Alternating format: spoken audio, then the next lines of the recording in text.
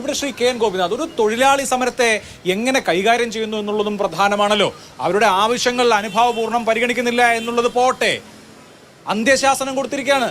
നിങ്ങൾ ജോലിക്ക് കയറൂ, അല്ലെങ്കിൽ ഞങ്ങൾ വേറെ ആളെ വെക്കാനുണ്ടെന്ന്. അങ്ങനെ മുതലാളിമാരൊക്കെ ഫ്യൂഡൽ കാലത്ത് പ്രയോഗിച്ചിരുന്ന അതേ തന്ത്രം ഒരു ജനാധിപത്യ സർക്കാർ സമരം നിർത്തിക്കോ, വന്നോ, ഇല്ലെങ്കിൽ പിരിച്ചുവിടും നിന്നെയൊക്കെ എന്ന് പറയുന്ന ജനാധിപത്യ വിരുദ്ധതയിലേക്ക് എങ്ങനെയാണ് ശ്രീ കെ എൻ ഗോപിനാഥ് ഒരു ജനാധിപത്യ സർക്കാരിന് പോകാൻ കഴിയുക? CITU അതിനെ പിന്തുണയ്ക്കുന്നുണ്ടോ? സമരം ചെയ്യുന്നവരെയൊക്കെ പിരിച്ചുവിട്ടുകൊണ്ടാണോ സർക്കാർ പ്രവർത്തിക്കുക? അഭിലാഷേ ഇതൊക്കെ പുതിയ രീതികളൊന്നുമല്ല. ഉദ്യോഗസ്ഥന്മാര് ഞങ്ങൾ സമരം ചെയ്ത് ഈ കഴിഞ്ഞ 6-ാം തീയതി 7-ാം തീയതി സമരം ചെയ്ത ആശാ വർക്കർമാർക്കെതിരെ എസ്മ പുറപ്പെടുവിക്കൂ എന്ന് പറഞ്ഞ ഭീഷണി ഉണ്ടായിരുന്നു. ഞങ്ങൾ സമരം ചെയ്ത സന്ദർഭത്തിൽ അതിനകത്ത് ആള് പങ്കെടുക്കാതിരിക്കാൻ വേണ്ടി ട്രെയിനിങ് വെച്ച ഉദ്യോഗസ്ഥന്മാരുണ്ട്. അത്തരം നടപടികൾക്കൊക്കെ ഇപ്പോഴും നടക്കുന്നുണ്ട്. അതൊക്കെ ആരോഗ്യ മേഖല ഒരു എസെൻഷ്യൽ സർവീസ് ആയിട്ട് കണക്കാക്കിക്കൊണ്ട് ചെയ്യുന്ന പരിപാടികളാ. മുതൽ ഇത്രയും ദിവസം പൂർണ്ണമായിട്ട് ആരോഗ്യ മേഖലയിൽ ഇത്രയും ഉദ്യോഗസ്ഥർക്ക് മുകളിലല്ലേ ജനങ്ങൾ തെരഞ്ഞെടുത്ത ഒരു സർക്കാർ സാർ? ആ ഉദ്യോഗസ്ഥർക്ക് മുകളിൽ ജനം തെരഞ്ഞെടുത്ത ഒരു സർക്കാരില്ലേ?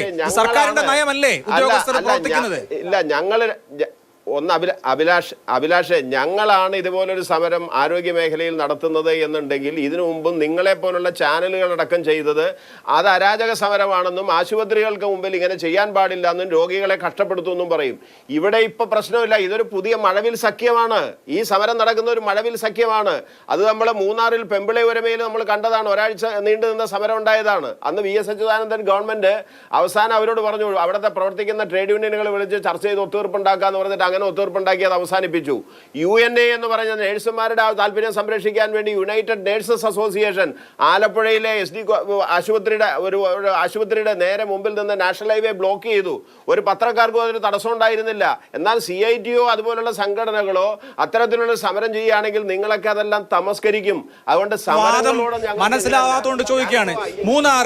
മൂന്നാറിൽ അവിടുത്തെ ടാറ്റ ടീ തൊഴിലാളികൾ, തൊഴിലാളി തേയില നുള്ളുന്ന തൊഴിലാളികൾക്ക് വേണ്ടി പെമ്പിളെ ഒരുമ എന്ന് പറഞ്ഞൊരു സംഘടന സമരം ചെയ്തു. നഴ്സുമാർക്ക് വേണ്ടി യുണൈറ്റഡ് നേഴ്സസ് അസോസിയേഷൻ എന്ന് പറയുന്ന സംഘടന സമരം ചെയ്തു. ഇവിടെ ഇപ്പോൾ ഒരു സംഘടന സമരം ചെയ്യുന്നു.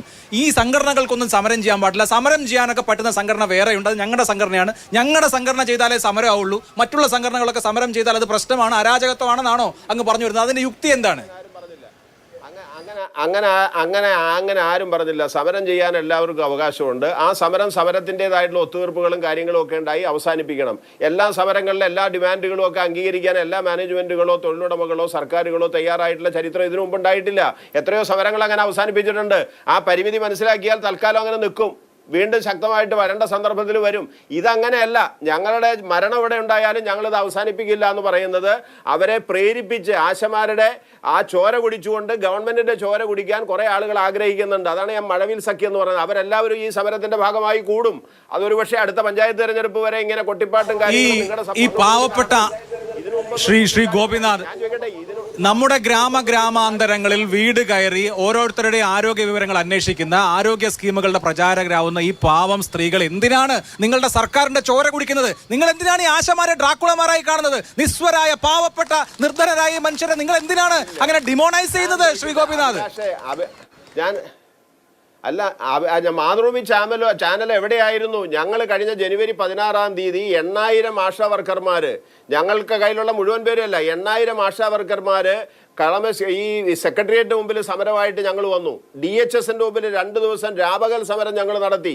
നിങ്ങളെ മാതൃഭൂമി ചാനൽ എവിടെയായിരുന്നു ഇത്തരം കാര്യങ്ങളെല്ലാം ഫോക്കസ് ചെയ്ത് കൊണ്ടുവരാൻ? അപ്പൊ അന്നില്ലാത്ത ഇന്നൊരു കാര്യം എന്നുള്ളത് അത് ഈ ഗവൺമെന്റിനിട്ട് അടിക്കാൻ സമരത്തിന്റെ വിഷയം എന്ത് എന്നുള്ളത് തന്നെയാണ്. മനസ്സിലായില്ലേ? വേണ്ട, ഈ ഗവൺമെന്റിനെ അടിക്കുന്നില്ല. CITU സമരം ചെയ്യൂ, ഒരുമിച്ച് നിങ്ങൾ എല്ലാവരും കൂടി സമരം ചെയ്യൂ. CITU INTUC ഒക്കെ സമരം ചെയ്യൂ. ഇവിടെ അടിസ്ഥാന വിഷയം പരിഹരിച്ചാൽ മതി. ഓണറേറിയത്തിന്റെ വിഷയമല്ലേ ഇവിടുത്തെ അടിസ്ഥാനപരമായ വിഷയം, അത് പരിഹരിച്ചാൽ മതി.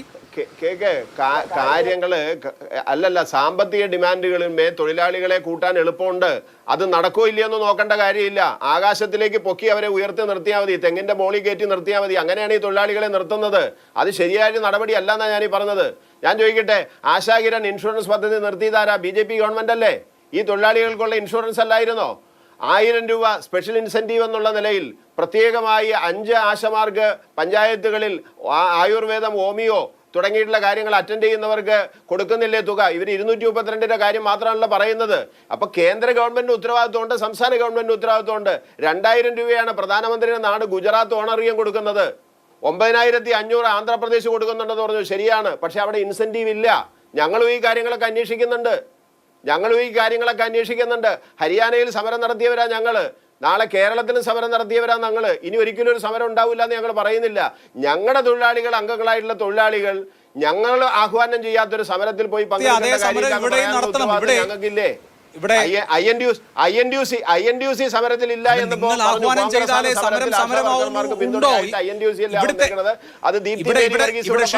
സമരത്തിന്റെ ആവശ്യമല്ലേ പ്രധാനം, സമരത്തിന്റെ കോസല്ലേ പ്രധാനം, എന്തിനാണ് ഈ സമരം എന്നുള്ളതല്ലേ പ്രശ്നം. ഈ സമരത്തിന്റെ ആവശ്യം ന്യായമാണ് എന്ന് അങ്ങേക്കും ബോധ്യമുണ്ടല്ലോ. ന്യായമായ ആവശ്യത്തിന് വേണ്ടി നടത്തുന്ന സമരം അത് മറ്റൊരു സംഘടനയാണ് നടത്തുന്നത് എന്നുള്ളത് കൊണ്ട് അവർ അരാജകവാദികളും അവർ ഈർക്കിലികളും ഒക്കെ ആവുകയാണ്. ഞങ്ങൾ സമരം നടത്തിയാലേ സമരം ആവുകയുള്ളൂ എന്നുള്ളതാണോ CITU? അഭിലാഷിനെ ഞാൻ ക്ഷണിക്കാം. ഞങ്ങളെ AG's ഓഫീസിന് മുന്നിൽ 28-ാം തീയതി ഞങ്ങളൊരു സമരം നടത്തുന്നുണ്ട്. CITU ആശമാർ മാത്രമല്ല, കേരളത്തിലെ തൊഴിലെടുക്കുന്ന സ്ത്രീകൾ. നിങ്ങളെ ഞങ്ങൾ അവിടെ ക്ഷണിക്കാം. ഈ വിഷയങ്ങളൊക്കെ നിങ്ങൾ അവിടെ ഒന്ന് പറയൂ, എന്നിട്ട് നമുക്ക് ആലോചിക്കാം അത് ഐക്യത്തോടുകൂടി പോകണോ വേണ്ടെന്ന്. നിങ്ങൾ അവിടെ ഒന്ന് വരൂ. എല്ലാ ചാനലുകാരെയും ഇത് എല്ലാ സ്കീം വർക്കർമാരും അതുപോലെ തന്നെ സ്കീം വർക്കർമാർക്ക് മാത്രമല്ല സ്കീം വർക്കർമാർക്കും വർക്കർമാർക്കും ഒക്കെ ഈ രാജ്യത്ത് ഒരുപാട് വലിയ ചൂഷണം നേരിടേണ്ടി വരുന്നുണ്ട്. അത് നമ്മുടെ സമൂഹത്തിന്റെ വിഷയം. എന്ത് അജണ്ട സാർ? എന്ത് അജണ്ട? ഒറ്റ അജണ്ടയേ ഉള്ളൂ. ഈ ആശമാർക്ക് മാന്യമായ അർഹിക്കുന്ന വേതനം കിട്ടുക എന്ന ഒറ്റ അജണ്ടയേ ഉള്ളൂ. അതല്ലാതെ ഈ സർക്കാരിനോട് ആർക്ക് എന്ത് വിഷയം, എന്തെങ്കിലും ഈ സർക്കാരിനോട് എന്തെങ്കിലും വിഷയമുണ്ടോ? ഒരു സെക്കൻഡ് ഗോപിനാഥ്. സർക്കാരിനോട് ഞങ്ങൾക്ക് യാതൊരു വിഷയവും ഇല്ല. പക്ഷെ ഇതിനൊക്കെയുള്ള മറുപടി പറയാൻ ഞങ്ങൾക്ക് ലജ്ജയുണ്ട്. കാരണം ഈ 8,000-ന് എത്ര പൂജയുണ്ട്? 8,000-ന് എത്ര പൂജയുണ്ട്? അവിടെ എത്ര ആശമാരായിരുന്നു നമ്മൾ കണ്ടു. അതെന്തിനാ അവിടെ ചെന്നത്? JPHമാരുടെയും JHമാരുടെയും കുറ്റം പറയാൻ. മാനദണ്ഡങ്ങൾ ആരാ ഉണ്ടാക്കിയത്? സർക്കാരിനോട് ചോദിക്കേണ്ട ചോദ്യങ്ങളും അവരോട് ചോദിക്കേണ്ട ഉത്തരങ്ങളും ഒക്കെ പറയാൻ വേണ്ടി JPHനെയും JHയെയും കുറ്റം പറയാനായിട്ടല്ലേ അവിടെ സമരം നടത്തിയത്? അനിശ്ചിതകാലം എന്ന് പറഞ്ഞു. ഒരു ദിവസം കൊണ്ട് അനിശ്ചിതകാലമാവോ? ഞങ്ങൾ പോകാനിരുന്നാണ് അവരുടെ കൂടെ. ഞങ്ങളുടെ ഈ ആവശ്യങ്ങൾ ഉണർത്തും, അവർ കൃത്യമായി ഞങ്ങൾക്ക് ഇത് വാങ്ങിച്ചു തരുമെന്ന് പറഞ്ഞുകൊണ്ട് ഞങ്ങൾ എല്ലാവരും പിറ്റേന്ന് പോകാൻ വേണ്ടി അറേഞ്ച് ചെയ്തു വെച്ചതാ. എന്നിട്ട് അവരെന്തിനാ പൂട്ടിക്കെട്ടി ഒരു ദിവസം പോലും രാപ്പകൽ സമരം അനിശ്ചിതകാലമാണെന്ന് പറഞ്ഞിട്ട്? പറയൂ ശ്രീ ഗോപിനാഥ്, എന്തുകൊണ്ടാണ് ഒരു ദിവസം കഴിഞ്ഞപ്പോ സമരം അവസാനിച്ചത്? എന്തുകൊണ്ടാണ്? അവകാശങ്ങൾ നേടിയെടുത്തതുകൊണ്ടാണോ? ഞങ്ങൾ അനിശ്ചിതകാല സമരം പ്രഖ്യാപിച്ചിരുന്നില്ല. JPHന്മാരുടെ കാര്യത്തിൽ അടച്ചാക്ഷേപിക്കുന്ന നില ഇളവര കരീം എടുത്തിട്ടില്ല. JPHന്മാരാണ് ഇവരുടെ ജോലികളിൽ ഇവർ റിപ്പോർട്ട് ചെയ്യുകയും കുറിക്കുകയൊക്കെ ചെയ്യുന്നവർ. അവർ പലപ്പോഴും ഗവൺമെന്റ് കൊടുക്കേണ്ട ആനുകൂല്യങ്ങൾ വച്ച് താമസിക്കുകയാണ്. ചില ജില്ലകൾ കൊടുക്കൂല, ചില സമയത്ത് താമസിക്കും, പിന്നെ മോളിൽ നിന്ന് ചെവിക്ക് പിടിക്കുമ്പോഴാണ് കൊടുക്കുന്നത്. അങ്ങനെ ചില ഉപദ്രവങ്ങൾ അവർ റിപ്പോർട്ട് ചെയ്തതിൻ്റെ അടിസ്ഥാനത്തിലാണ് അതിനെ ഞങ്ങൾ പരാമർശിക്കാൻ ഇടവന്നത്. അല്ലാതെ ഒരു വിഭാഗം ഉദ്യോഗസ്ഥന്മാരെയോ ഒരു വിഭാഗം ആളുകളെ ആരെയും ഞങ്ങൾ ആക്ഷേപിക്കുന്നില്ല. അവർക്കും സംഘടന ഉണ്ടാവും, അവരുടെ താല്പര്യങ്ങളും ഉണ്ടാവും. അവരവരുടെ സൂപ്പർവൈസറി ഫോമിലുള്ള ജോലി ചെയ്യുമ്പോൾ ഉണ്ടാകുന്ന വിഷമങ്ങൾ അവർ ചൂണ്ടിക്കാണിച്ച് ഞങ്ങൾ റിയാക്ട് ചെയ്തു എന്ന് മാത്രമേ ഉള്ളൂ.